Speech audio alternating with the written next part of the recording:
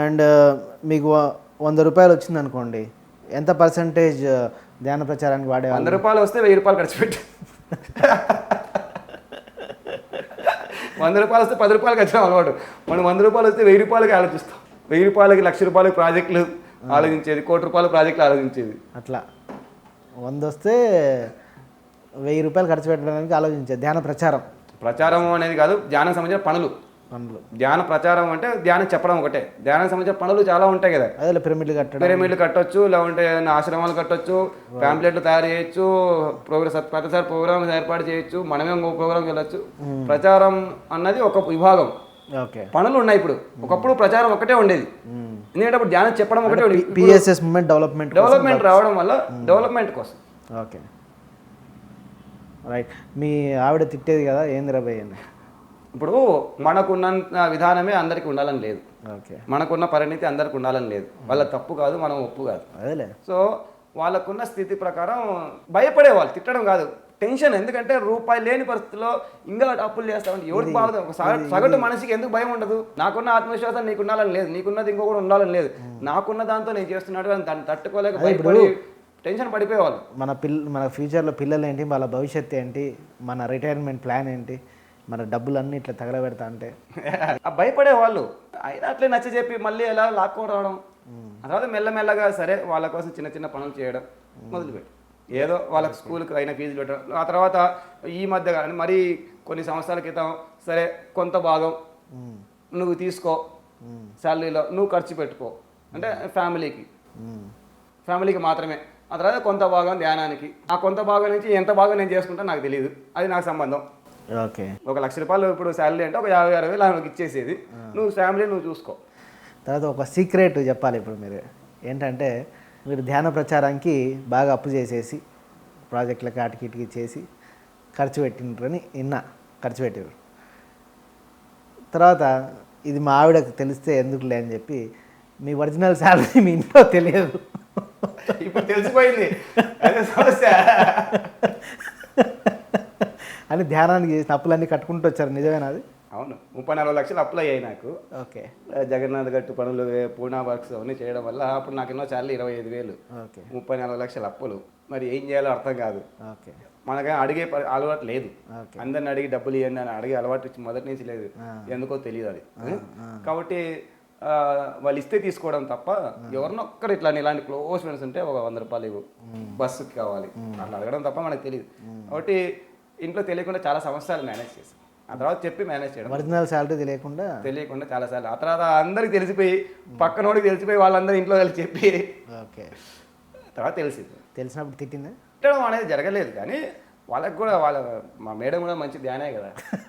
ఏంటంటే ఆ కష్టాలు భరించడం అనేది కొంచెం ఇబ్బంది అయ్యి ఉండొచ్చు. ఇప్పుడు 1,00,000 రూపాయలు జీతం ఉంటే వచ్చే లగ్జరీస్ వేరే ఉంటుంది. పక్కనోడేమో మంచి కార్లో పోతుంటాడు, మనం ఇంకా బైక్లో డొక్కు బైక్లో వెళ్తూ ఉంటాం. 20,000 జాలీలు వచ్చేవాడు మంచి కార్ వేసుకొని హ్యాపీగా వెళ్తుంటారు ఫ్యామిలీని తీసుకొని. ఇప్పుడు కారు ఉందండి, ఇప్పుడు ఉంది కారు, కానీ ఎప్పుడో కానీ బయటికి తీయము, ఎందుకంటే దాంట్లో వేసుకోవాలంటే ఖర్చు అవుతుంది. ఆ ఖర్చును మనం ధ్యానానికి వాడాలి. ఇప్పుడు అడగకుండా పని చేయాలంటే మిగిలించుకోవాలి, ఆ మిగిలిన దాన్ని ధ్యానానికి వాడాలి. కాబట్టి కారు ఎప్పుడు బయటకు తీయను, ఇప్పుడు ఉంది బయటకు తీయను, ఎప్పుడో అవసరమైతే తీస్తాను. అది కూడా నానో కారు ఒకటి ఎరగదీసినట్టున్నారు. నానో కారు లారీ లాగా వాడిన. ఇప్పుడు వేరే కారు కొన్నాము, అది కూడా ఇంకో ప్రాజెక్ట్ కోసం కొన్నాం, అదేదో పని కాలేదు. కారు ఉంది కారు. ఇప్పుడు పెళ్ళి కావాలి, ఏం చేస్తాం? దాచిపెట్టుకుంటాం. ఓకే, అన్నా కదా. పిల్లలకు చదివించాలి, ఏం చేస్తాం? దాచిపెట్టుకొని భవిష్యత్తులో వాళ్ళ సమయానికి అన్ని ఖర్చు పెడతాం. అట్లాగే ధ్యాన ప్రచారం చేయాలి, కొంచెం దాచుకొని పని చేసుకోవాలి, అంటే మిగిలించుకోవాలి. అంటే అన్ని కావాలి అంటే పని కాదు. ఇప్పుడు ధ్యాన ప్రచారం చేయాలి, ఎవరిని అడగకూడదు, దాని నుంచి రావాలి అంటే అది కాదు. మన చేతుల్లో ఉన్నది ఏందో ముందు మనం చేయాలి. నా చేతిలో కొంత శాలరీ ఉంది, కొంత డబ్బులు ఉన్నాయి, దాని నుంచి నేను మ్యాక్సిమం నేను ఏం చేయగలుగుతానో ఆలోచించాను. మ్యాక్సిమం ఎక్స్టెంట్, చివరి అంచు వరకు, చివరి రూపాయి వరకు. ఆ తర్వాత దేవుడు దిక్కు, ఆ తర్వాత మనకు సంబంధం లేదు. మన వంతు 100% అయిపోయిందా, డెడ్ ఎండ్. ఓంకారేశ్వర ప్రాజెక్టులో చాలా ఇన్వాల్వ్ చేసినట్టున్నారు. చాలా అంటే అందరూ చాలా మహానుభావులు ఉన్నారు అక్కడ, టీము అందరితో కలిసి. అది one of the major project నేను చేసిన పనులలో, అంటే నేను ఇన్వాల్వ్ అయిన ప్రాజెక్ట్స్లో. ఓకే, ఓంకారేశ్వర అద్భుతంగా అందరం కలిసి చేసాం. ఓకే, ధ్యాన మహారాష్ట్రలో అంటే ఇంచుమించు ఇండియా మొత్తం తిరిగి ఇండియాలో ఆల్మోస్ట్ తిరిగిన రాష్ట్రం అంటూ లేదు అప్పట్లో. ఇప్పుడు మళ్ళీ హైదరాబాద్కి వచ్చేసిన తర్వాత తగ్గింది. కాశ్మీర్ నుంచి కన్యాకుమారి అంటే సౌత్ ఇండియా వెళ్ళలేదు. నార్త్ ఇండియాలో ఢిల్లీ, పంజాబ్లో, మళ్ళీ అటు నాగాల్యాండ్, త్రిపుర, కలకత్తా, జంషెడ్పూర్ ఆల్మోస్ట్ పేర్లు కూడా సరిగ్గా గుర్తులేవు. ఎన్ని ఊర్లకు వెళ్ళామో, ఎక్కడికి వెళ్ళామో పేర్లు కూడా సరిగ్గా గుర్తులేని పరిస్థితి. ఎన్ని ఊర్లకు వెళ్ళామో తెలియదు. మహారాష్ట్రలో కూడా ఎన్ని ఊర్లు తిరిగామో తెలియదు. మనం ఎప్పుడు రికార్డు మెయింటైన్ చేసి అలవాట్లేదు మన సొసైటీలో. చేయడమే అలవాటు. మన ప్రతిసారి చేయడం నేర్పించాడు కానీ ఫోటోలు తీసుకొని ఇప్పుడు అదే టెక్నాలజీ వచ్చింది, సెల్ ఫోన్. అప్పుడు ఫోటోలు తీసుకునే అలవాటు కూడా లేదు. చేసామా అప్పటికి కూడా ఉంది, బట్ అంత ఇంట్రెస్ట్ లేదు. ఎందుకంటే దానికి మళ్ళీ డబ్బులు ఖర్చు పెట్టాలి, ఎక్స్పోజ్ చేసుకోవాలి, మనం ఎక్స్పోజ్ చేసుకోవాలని ఇంట్రెస్ట్ లేదు. దానికి మళ్ళీ డబ్బులు ఖర్చు పెట్టాలి కదా. కెమెరా కావాలి, ఫోటోలు కావాలంటే దానికి 100 రూపాయలు కావాలి. అవసరమా? పని అయితే చాలు అనుకునే పరిస్థితిలో ఉన్నాం అప్పుడు. రైట్. అట్లా మీరు ధ్యాన ప్రచారం సాగిస్తూ పిరమిడ్ సొసైటీలో వర్క్స్ అన్నీ చేసుకుంటూ వస్తున్నారు. మిమ్మల్ని ఈ సొసైటీలో బాగా ఇన్స్పైర్ చేసిన వాళ్ళు ఎవరు? పరమేశ్వర్ రెడ్డి గారు. నన్ను బాగా ఇన్స్పైర్ చేసిన వాళ్ళలో మొట్టమొదటిగా పత్రిక నుంచి ఎవరు చెప్పే అవసరం లేదు. ఇక్కడ ఉన్నామంటే ఆయన గురించి మనం ఎవరు చెప్పే అవసరం లేదు. ఆయన ఉన్నాం కాబట్టి మనం ఇక్కడ ఉన్నాం. రెండోది ఆంజనేయ శర్మ గారు, ఓకే, పరమేశ్వర్ రెడ్డి గారు. వీళ్ళిద్దరు నాకు మెయిన్. ఆ తర్వాత పత్రిక తర్వాత నన్ను బాగా ప్రభావితం చేసి వాళ్ళ దారిలో నేను నడుస్తున్నా. పరమేశ్వర్ రెడ్డి గారిలో ఉన్న ఏ క్వాలిటీ మిమ్మల్ని బాగా అట్రాక్ట్ చేసింది? ఒకటి డెడికేషన్, ఓకే. రెండోది సున్నిత స్వభావం, ఓకే. సెన్సిటివ్, చాలా మంచి వాళ్ళలో అంటే నేను ఇప్పుడు వరకు చూసిన వాళ్ళు అతి మంచి వ్యక్తుల్లో పరమేశ్వర్ రెడ్డి గారు వన్ ఆఫ్ ది బెస్ట్. అంటే ఏమి చేసినా ఎక్కడ ఎక్స్పోజ్ కారు, పని మాత్రమే దృష్టి. ఎన్ని కష్టాలు లోపల ఉన్నా, వెనకాల ఆయన బాధలు ఎన్ని ఉన్నా బయటికి నవ్వుతూనే ప్రశాంతమైన డాక్టర్. ఇంకొకటి ఆయన డాక్టర్ అయ్యింది, ఆయన కోసం ఆ మెడిసిన్ అనేది అస్సలు వాడకుండా. నేను ఎట్లయితే ఇంజనీరింగ్ పక్కన పెట్టి కనీసం ఇంజనీరింగ్ సంబంధించి ఉద్యోగం చేస్తున్నాను, ఆయన ఎప్పుడు డాక్టర్ ఉద్యోగం చేయలేదు. 20 సంవత్సరాల నుంచి చూస్తున్నాను.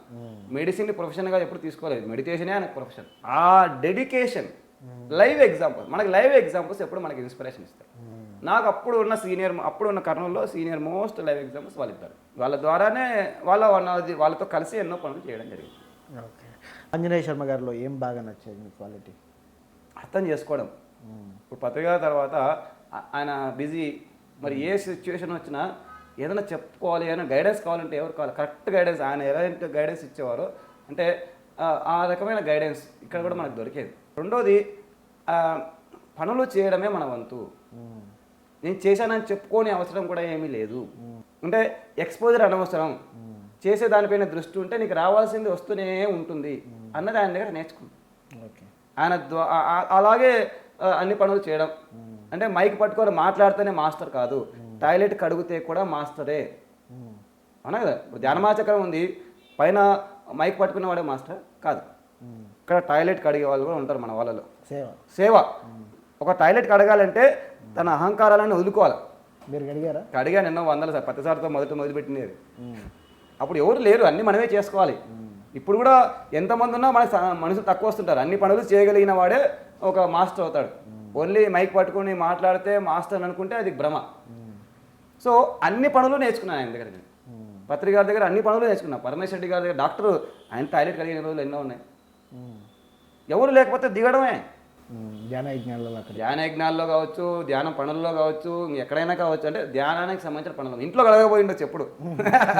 ఇంట్లో మన బట్టలు కూడా మనం ఉతుకోం, కానీ ధ్యానం దగ్గరికి వెళ్ళినప్పుడు సిద్ధం, సర్వం పనులకు సిద్ధము. ఎక్కువ పనికి మాత్రమే అంటే అక్కడ ఇంకా ఏదో ఉన్నట్టు, లోపల అన్నిటికీ సిద్ధంగా ఉంటే అప్పుడు అన్ని లోపల పోయినట్టు. అంటే అన్ని అహంకారాలు లోపల పోయినట్టు.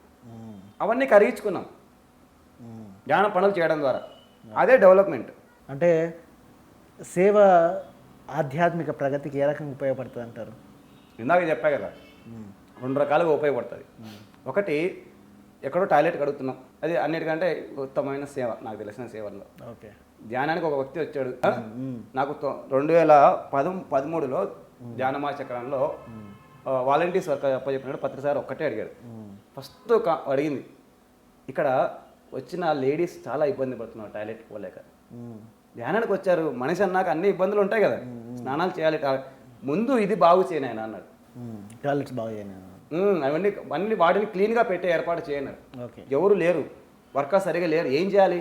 అప్పుడు మన ఫ్రెండ్స్ ఉన్నారు ఇంజనీరింగ్ కాలేజీలో ప్రిన్సిపాల్ కానీ తిరుపతి రెడ్డి గారిని, వాళ్ళ ఫ్యామిలీ మేము ఫ్యామిలీ అందరూ first toilets work plus ground work అంతా తీసుకున్నాం, వాలంటీర్స్ వర్క్. సో అవన్నీ బాగా నీట్గా, అంటే వాళ్ళు కడిగినా కడగకపోయినా వర్కర్స్ వీళ్ళే దిగి మనమే దిగి కడగడం, వాలంటీర్స్ కడగడం వల్ల ఆ సంవత్సరంలో అందరూ ఆశ్చర్యపోయారు. అక్కడ నుంచి నీట్గా ఉండడం అనే ట్రెండ్ మొదలైపోయింది. మనం ఎంత కడిగినా కూడా వర్కర్స్ ఇబ్బంది చేసేస్తుంటారు, కానీ మనం జాగ్రత్త ఉండాలి కదా. సో ఒక మనిషి ధ్యానం చేసుకోవడానికి వాలంటీర్ వరకు ఉపయోగపడింది కదా సేవ అన్నది. వారు ధ్యాన ప్రచారం అంటే ఏంటి? ధ్యానం చెప్పడం ఒకటే కదా ప్రచారం. ధ్యానం వాడు సరిగ్గా చేసుకోగలిగే విధమైన ఒక పరిస్థితి కల్పించడం ధ్యాన ప్రచారం. సో ఒక మనిషి మన ద్వారా డెవలప్ అవుతున్నాడు. Law of giving, law of కర్మ అంటే మనం ఇక్కడ డెఫినెట్గా డెవలప్మెంట్ ఉంది. అదే కాకుండా రెండోది, మనం రకరకాల పనులు చేసినప్పుడు మన లోపల నేను ఇంజనీర్ను, నేను డాక్టర్ను, నేను ఇది నేను అది అని ఒక రకమైన నేను ఒక మాస్టర్ను, ఇలాంటి ఈగోలన్నీ మెల్లగా సమసిపోతాయి. అందుకే గతంలో కూడా చూస్తే మనం రాజు పేద తేడా లేకుండా మన గురువులలో ఆశ్రమాలు అందరినీ ఒకే సమానంగా అన్ని పనులు చేయించేవాళ్ళు. అక్కడ ఇది తెలియకుండా మనకు ఆ ట్రెండ్ మొదటి నుంచి ఉంది. సేవ చేస్తే అహంకారం పోతుంది. సేవ చేస్తే తప్పనిసరిగా ఈగో పోతుంది. నేను సేవ చేశాను, నేను చాలా అని అనుకుంటే మళ్ళీ అహంకారం, అది ఒక రకమైన ఈగో, అది మళ్ళీ ఇంకొక రకమైన ఈగో. చేయడం మర్చిపోవడం. సేవ చేసి ఫోటో చేశాను కాబట్టి గుర్తించాలి, నాకు దండలేయాలి, అలా అదొక ఈగో. చేశాం, నమస్కారం, ఓం నమ శివాయ.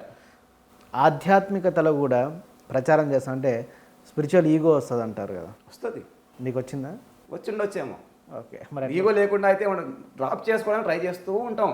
ఓకే, ఈగో పరిణామం ఎంత ఉండేది నాకు చెప్పాను కదా, వినలేదు. మెడిటేషన్ చెప్తే మా చిన్నమ్మ కొడుకు వినలేదు చాలా రోజులు. ఇంత ఉండేది, తగ్గించుకోవడానికి ట్రై చేస్తున్నాం. ఇక్కడ 2 రకాలు ఉన్నాయి పద్ధతులు. మనం గట్టిగా మాట్లాడితే ఈగో అనుకుంటారు, అది ఈగో కాదు. ఉన్నది ఉన్నట్టు పచ్చసారి ఉన్నది స్ట్రైట్ ఫార్వర్డ్గా మాట్లాడేస్తాడు, అది ఈగో కాదు. ధైర్యం, కాన్ఫిడెన్సు, తెలిసిన దాని మీద కాన్ఫిడెన్స్, అది ఈగో కాదు. దాని ఈగోగా అవతల వాడు భ్రమించవచ్చు కాక, అది మనకు సంబంధించిన విషయం కాదు.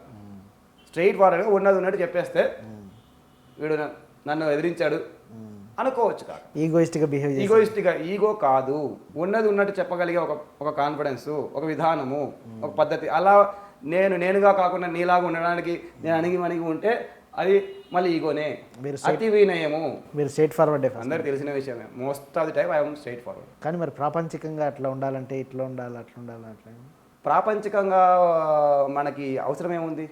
నాకు ఉద్యోగం ఉంది, నేను నిన్ను ఇక్కడ ఎలా వంగి నేను నిన్న దగ్గర నుంచి నేను సాధించేది ఏమీ లేదు అన్నా కదా. నాకు ఉద్యోగం ఉంది, నా ఉద్యోగం నేను బతుకుతున్నా, నా పని నేను చేసుకుంటున్నా, నేను వచ్చి ఎక్స్ట్రా పని చేస్తున్నా నీకు హెల్ప్ కావడానికి. కాబట్టి నేను ఏదో ఉండే అంటే లేనిది చూపించాను. గౌరవించిన రోజులు కూడా చాలా ఉన్నాయి. గౌరవంగానే చూసుకుంటాం అందరిని, ఎవరిని తక్కువ చూడము. ఇక్కడ అందరినీ సరి సమానంగా చూసుకుంటాం. సెల్ఫ్ రెస్పెక్ట్ సరి సమానంగా చూసుకుంటాము. ఎక్కువ లేదు, తక్కువ లేదు. నువ్వు వచ్చావు చిన్నపిల్లవాడు, చిన్నప్పుడు సరి సమానంగా చూసుకున్నావు. నువ్వు పిల్లోడి ఈగో, నేను పెద్దోడిని ఈగో. నిన్ను అలా అని నువ్వు ఎక్కడి నుంచో వచ్చావు కాబట్టి పైన పెట్టుకుంటే అది ఈగో. నేను అదే పనిగా పైన పెట్టి చూస్తే అది మళ్ళీ నిన్ను ఏదో ఆదిస్తున్నట్టు. అదే పని అంటే అవసరం లేకపోయినా పైకి పెట్టి చూస్తే ఆధ్యాత్మికత నేర్పించింది. నేను దేవుడిని అయితే నువ్వు దేవుడివే, నువ్వు దేవుడు అయితే నేను దేవుణ్ణి అన కదా. పత్తసారి చెప్పేది కాదు, మై డియర్ గాడ్స్ అంటాడు పత్తసారి. అలాంటప్పుడు తక్కువేముంది, ఎక్కువేముంది? ఇక్కడ టాయిలెట్ కడిగేవాడు ఎంత గొప్పవాడో, మైక్లో క్లాస్ చెప్పేవాడు అంతకంటే గొప్పవాడు. మైక్లో క్లాస్ చెప్పాడు గొప్పవాడు అయితే టాయిలెట్ కడిగేవాడు అంతకంటే మహా గొప్పవాడు. వీళ్ళు తక్కువ లేదు, వీళ్ళు ఎక్కువ కాదు. సో వాలంటీర్ చాలా గొప్పవాడు. వాలంటీర్ అన్నీ పక్కన పెట్టి ధ్యానం చేయడానికి కూడా వెళ్ళకుండా తన ధ్యానాన్ని కూడా పక్కన పెట్టి చేస్తాడు వాలంటీర్. ధ్యానం 10 గంటలు చేస్తే గొప్పవాడు అయిండొచ్చు కాక, కానీ ఆ 10 గంటలు చేయడానికి వీడు 10 గంటలు ధ్యానాన్ని పక్కన పెట్టాడు కదా ఒక వాలంటీర్. వాడు అంతకంటే ఎక్కువ గొప్పవాడు. వాడు అది కూడా అనుభవించి దీనికంటే నెక్స్ట్ లెవెల్కి వెళ్ళినవాడు వాలంటీర్, సేవ చేసేవారు. సో డెవలప్మెంట్ తప్పనిసరిగా ఉంటుంది. ఓకే, సేవ అన్నది ఆధ్యాత్మిక ప్రగతికి చాలా తప్పనిసరిగా. ఆధ్యాత్మికలో మోరాలెస్ టాప్ అంకం అనిపిస్తుంది నాకు సేవ.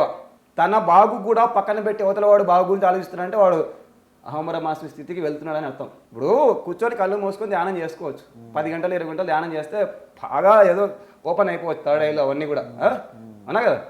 కానీ అది పక్కన పెట్టాడు అంటే త్యాగము.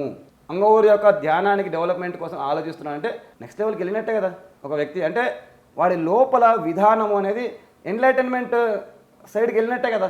చివరికి ధ్యానం అంటే ఏంటి అంటే ఆధ్యాత్మికత అంటే ఎన్లైటన్మెంట్ అనేది ఏదో ఉంది. ఎన్లైటన్మెంట్ ప్రాక్టికల్గా కనబడాలి కదా. నేను ఎన్లైటెండ్ అని అంటే ఇట్లా ఎన్లైట్మెంట్ ప్రాక్టికల్గా సేవలో కనబడుతుంది. జ్ఞానం అనేది సేవలో కనబడుతుంది. వారు చేసే ఏమంటారు ఎలాంటి ఎక్స్పెక్టేషన్స్ లేకుండా చేసే సేవలో, నిరాశ అంటే ఎలాంటి ఆశ లేకుండా సేవ చేసే సేవలో. That's all. Okay, nice. Hello friends, PMC ఆన్లైన్ని సబ్స్క్రైబ్ చేసుకోండి. సరికొత్త అప్డేట్స్ కోసం బెల్ బటన్ని నొక్కండి.